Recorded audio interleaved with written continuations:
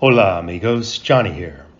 Today I want to talk a little bit more about the universal healthcare system that's available here in Portugal, since I just had my very first visit to the dentist for a cleaning and a checkup. Here in Lisbon, universal healthcare coverage is available to all citizens and residents here, including expats like me. Well, today I'd like to give you some useful information about that coverage and specifically how I obtained it, before describing my experience with the dentist and my checkup. We're on an Uber ride to get to the dentist office, so enjoy the beautiful streets of Lisbon until we do. So, after I retired and decided to move to Lisbon, I needed to first apply for the D7 visa. The D7 application process can take anywhere from 2 to 6 months, as there are a number of steps that you'll need to follow. And I wanted to make sure that I did it correctly and properly, so I hired a Portuguese visa assistance consulting firm to assist me with my application throughout the entire process. There are a number of these agencies that you'll be able to find on various Facebook groups, like the one I used, American and Friends in Portugal, or AFIP.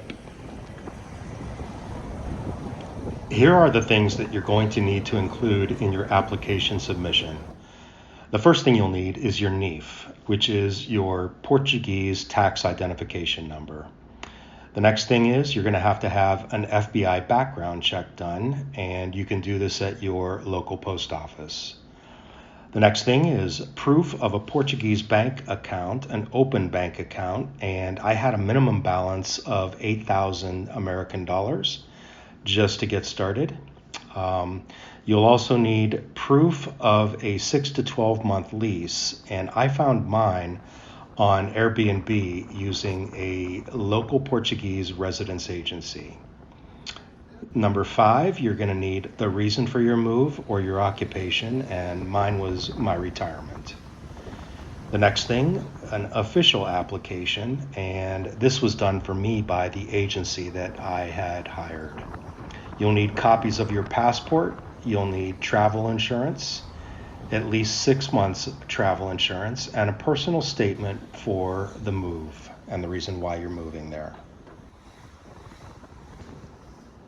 The entire approval process took me a total of 58 consecutive days, or 42 total business days. Once I had my D7 visa stamp in my passport, I was able to schedule my one-way ticket to Lisbon, where I'd realized my dream of retiring and moving to Portugal. After my arrival in Lisbon, I met the consultant I hired for the moving process, and he would then help me with the final local assistance actions that were part of the contract. The first thing I needed to do was visit my bank to obtain my debit card. The next thing was to sign up for private Portuguese healthcare. And the last thing I needed to do with him was apply for my utente, or public healthcare number, with SNS. So we went to the bank together, and my bank is called BPI, where I had previously opened an account remotely and established a balance there.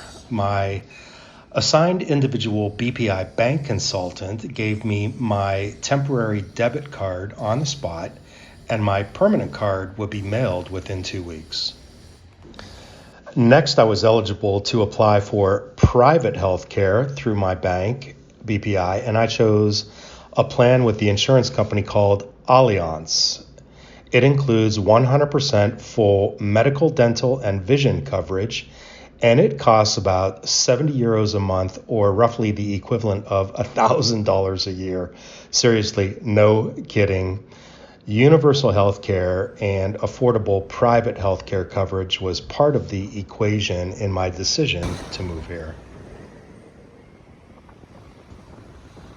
The last thing that I did was to apply for my Número de Utente, or Public Universal Healthcare Number, with SNS. SNS is the Serviço Nacional de Saúde, or the National Health Service of Portugal. Your Utente is the number that you'll need to give when you go to the hospital, the pharmacy, the dentist, or visit a doctor or nurse, at your local Centro de Salud, which is your healthcare center. So after I received mine, I was also able to obtain my COVID digital vaccine passport, as I had been vaccinated with the 2-shot Pfizer vaccine. You will also use your SNS Utente number to obtain your international driver's license if you do plan to get one here.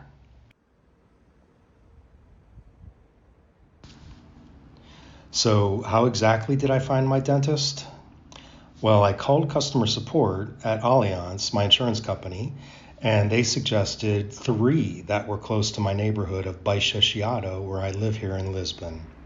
So I called the first one at 10 o'clock in the morning, and they were able to get me in that very same day at 4 p.m.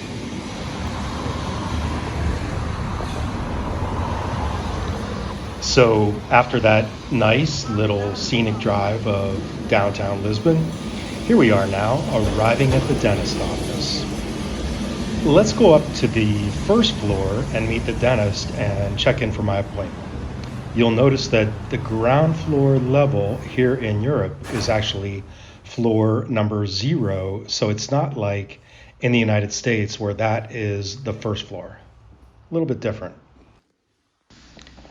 I looked around and I was pleased at how clean and bright and professional it was, and state-of-the-art equipment I would soon to come to find out.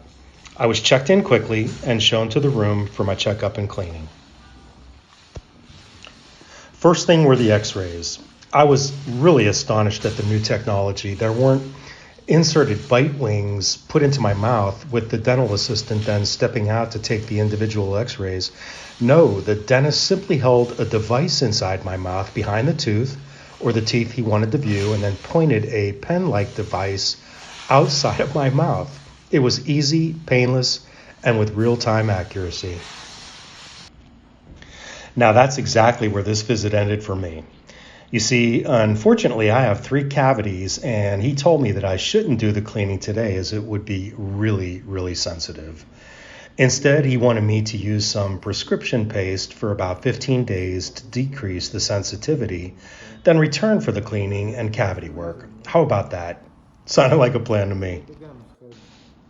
So now came the time to pay for the visit, and I was obviously wondering what it was going to cost me. Again, part of the reason I moved here was for the universal health care available to me. So when they told me it was 10 euros in total, I was shocked and thought they made a mistake. So I said nothing, and I just paid quickly. Well, it wasn't a mistake. It's called universal health care, and I'm certainly happy to have it. So that was the end of part 1 of my dentist visit. I'm guessing I'm going to spend the next 2 weeks doing what the dentist said and desensitizing my choppers before the next visit. See you then.